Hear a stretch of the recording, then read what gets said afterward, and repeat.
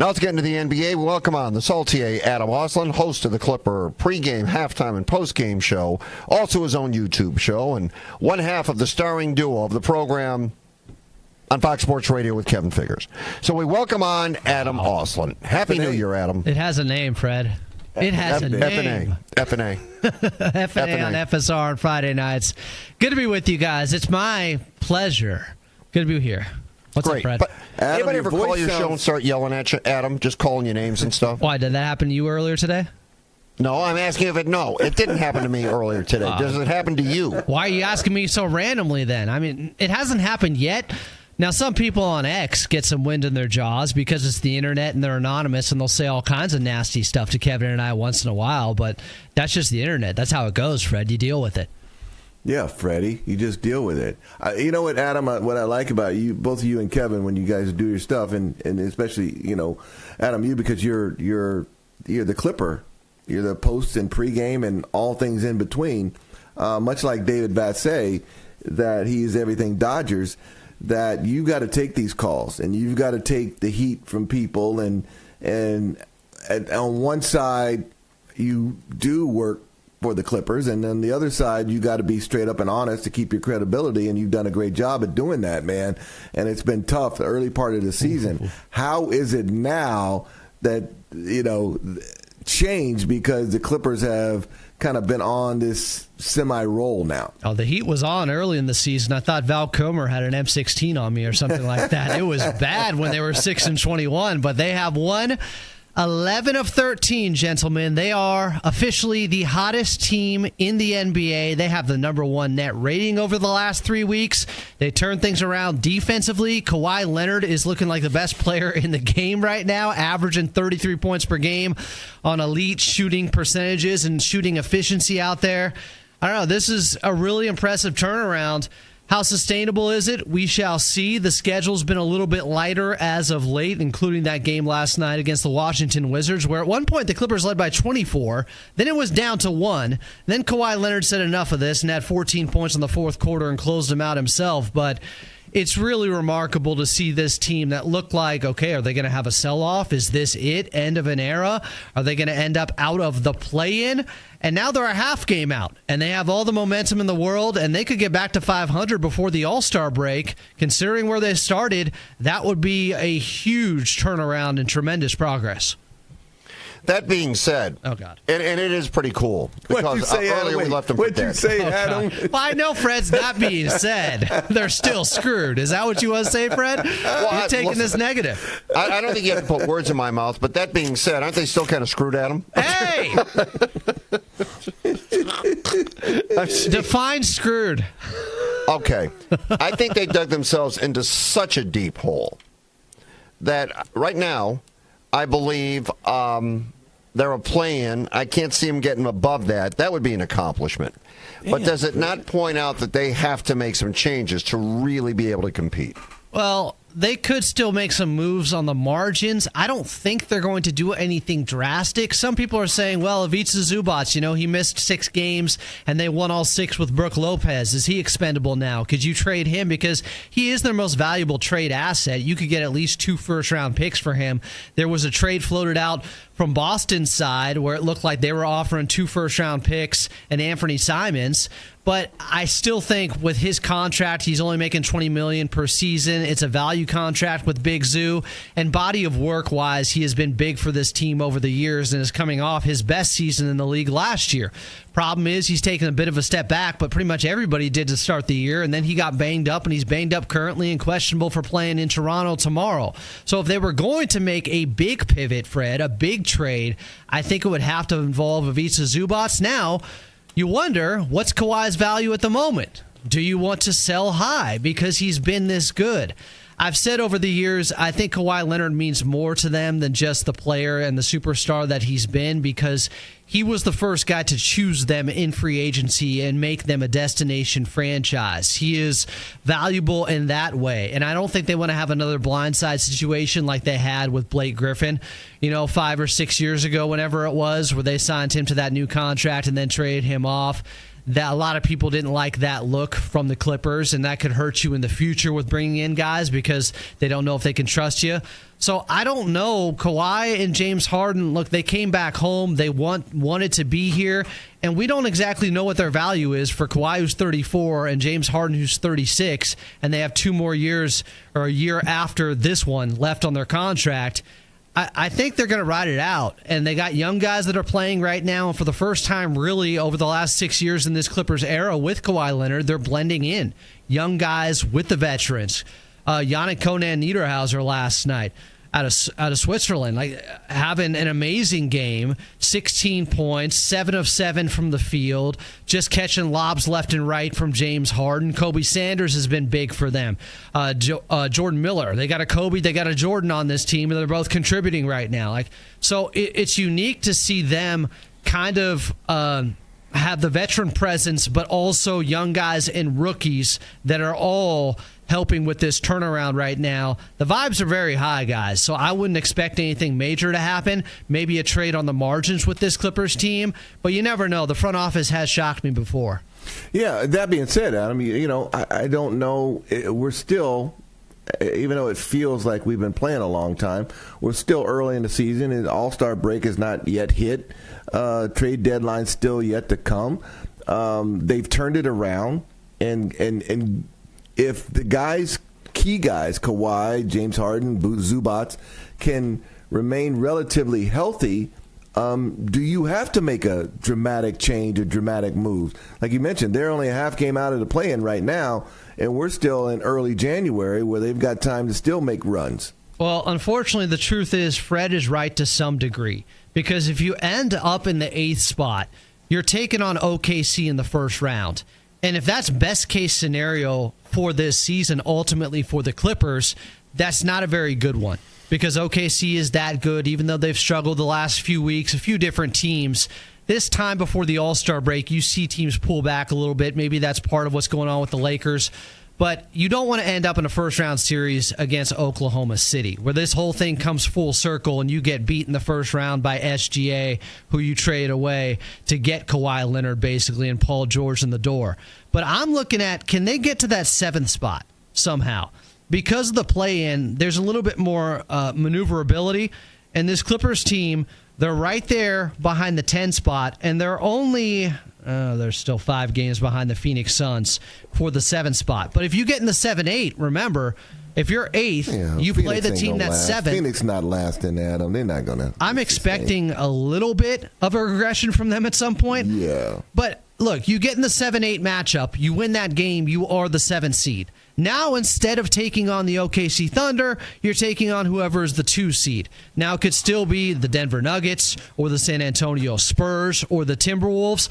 But any of those are preferred versus Oklahoma City, and maybe you can talk yourself into having a fighting chance if this Clippers run continues and they just progress and play better and better as the season moves along, and they look like the team we thought they were going to be after what we thought was a successful offseason, and it just took them some time, like starting 6-21 before they kicked into gear, and maybe they can be a really dangerous first-round matchup for one of these top seeds in the West. I kicked this around earlier. Maybe it was a cheap shot. I don't know. Or maybe it was very real. Did Chris Paul leaving the team mean anything? It's interesting because he wasn't playing much, Fred. So it's not to say that he was so bad on the court for them, he was holding them back, because he wasn't playing heavy minutes anyways. What you're alluding to is off the court. Was it a toxic environment in the locker room? And what was happening, and it's tough to know for sure, because we've heard a lot from what seems like Chris Paul's camp about this. And make no mistake, when the Clippers continued to lose after they let him go, people immediately said, well, I guess CP3 wasn't the problem. Well, for those same people now, since the Clippers are winning, are they drawing the conclusion that CP3 was holding them back a little bit? I don't know. I love Chris Paul. I don't want to put that on him.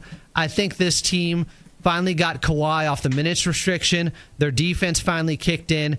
And that's really, it's a side note or a footnote to this season and what has happened. And I know it became a very big story, but I'm not going to say, it may be a factor, Fred, but I don't think it's the factor. It is one of many that has caused this turnaround. Yeah, Adam, when you look at the NBA, and especially the way Oklahoma City started now, they've it came back to earth a little bit, but they're still, obviously the best team in basketball. And then you see what the Spurs are doing. Do you see in both the East and the West, morely the West, that there's a big discrepancy between the top 3 teams and then the rest of the West and also the East, or no? I think there's separation between the top of the Western Conference, and the Spurs are ahead of schedule. I didn't expect this from them this season to be this good.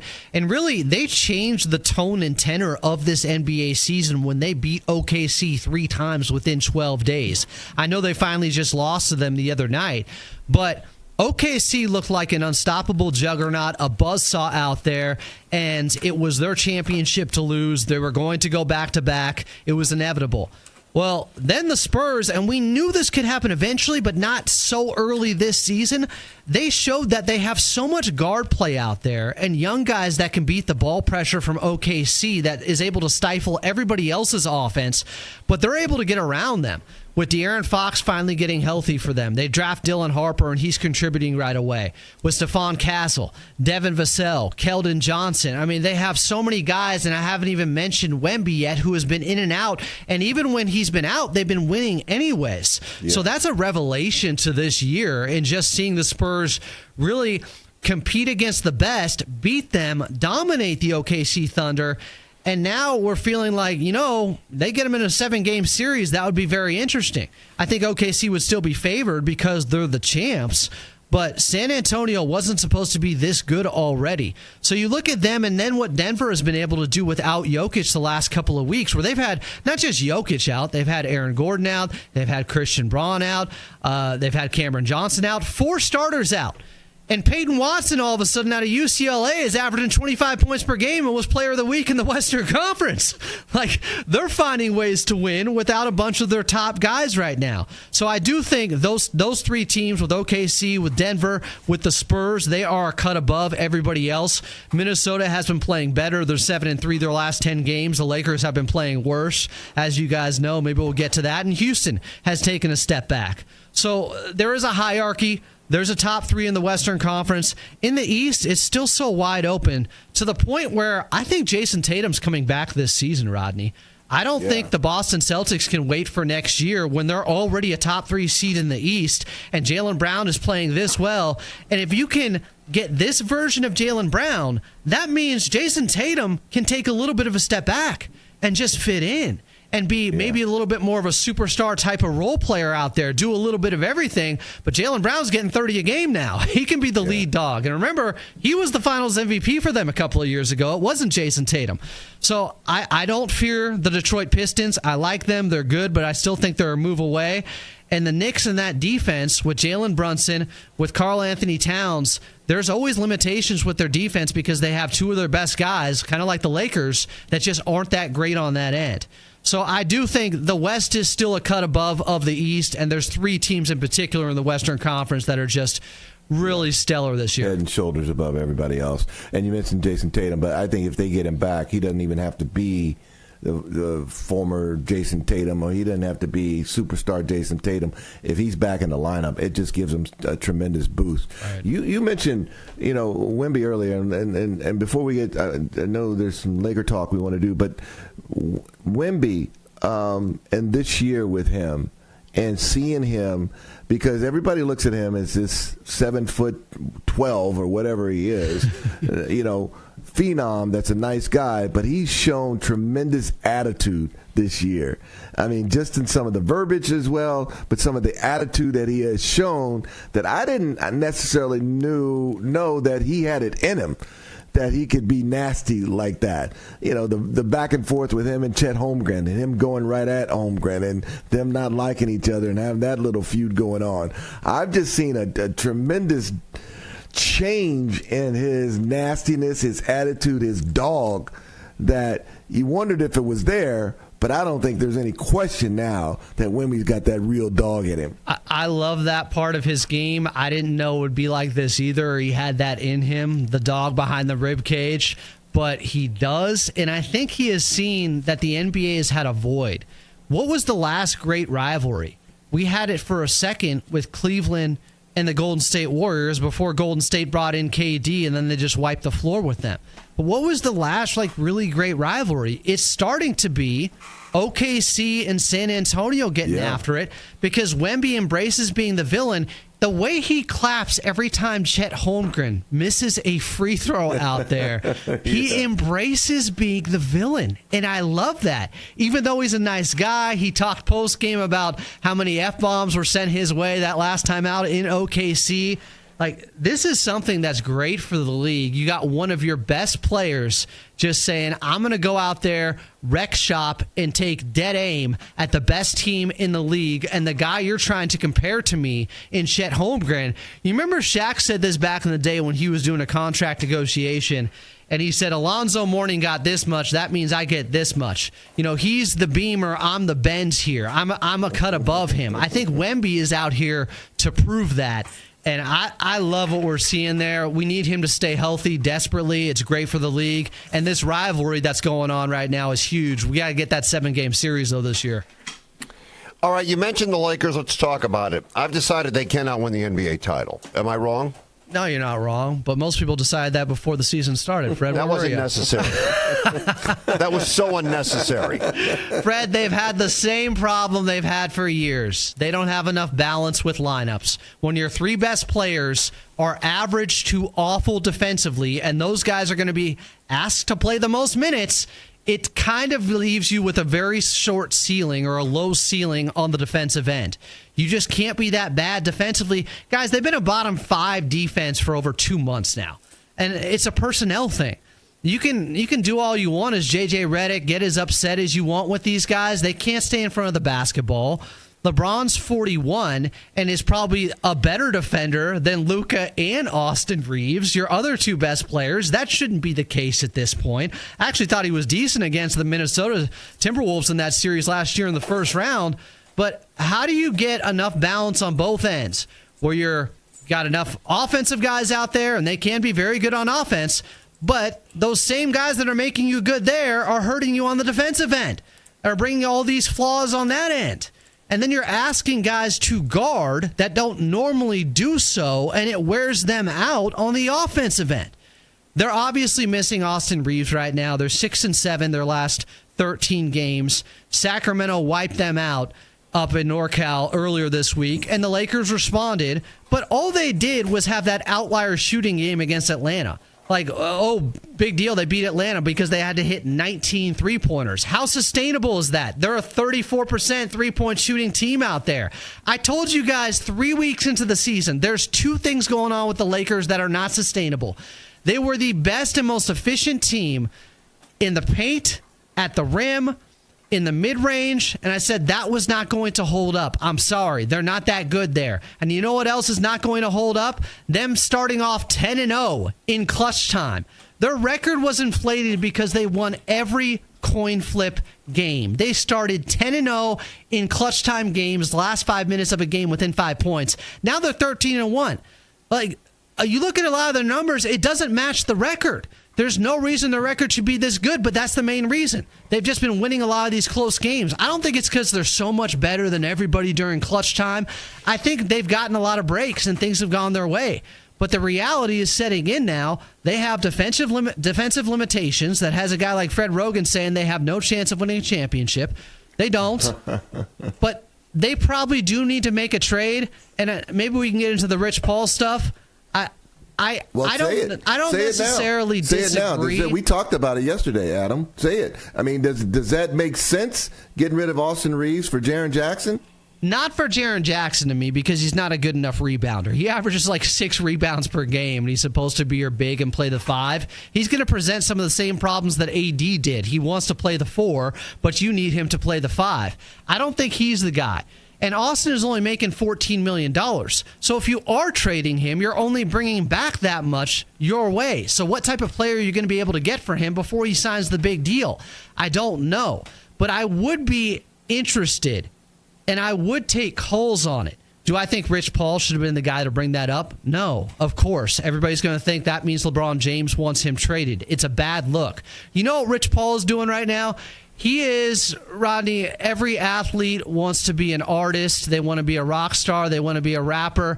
And it goes the other way where those guys want to be athletes. Well, Rich Paul apparently wants to be a big media personality. And he is starting to get his taste of it, and he likes it, and he likes being in the news, and he likes getting his opinions out there. And he took things too far to where Austin Reeves' agent had to check him at the game against Atlanta the other night. But, he and LeBron are going to own a team at some point. So when he's talking about team construction and how you have to build a team and he doesn't think they have balanced rosters, I don't necessarily disagree with that. I just don't know if trading Austin is the right move right now because Jaren Jackson Jr., you're just not getting enough back for him. And I like Triple J a lot, but his contract already with him having a down year and them just paying him doesn't look as good. Austin's about to be paid $30 to $35 million per season, and he's somebody that people are talking about him like he's James Harden leaving OKC. Can you run your entire team through him? Can he be the number one option? Well, he won't be with the Lakers. Even when LeBron leaves, it's still him and Luka. They get along, and I think that's an interesting relationship. But again, even if your team is built around those two guys, well, you better have three other very good defenders out there at all times with Austin and Luka Doncic. And that's kind of what Rich Paul is alluding to. It's just wacky with how many guys are good on one end and are very flawed on the other, and it's very hard to win that way in today's NBA. All right. Yeah. Salty, good job. Thank you. Love you well guys. Done. Thanks for having me. Double A. He's doing it, man. Yeah. Pre-game, halftime, post-game.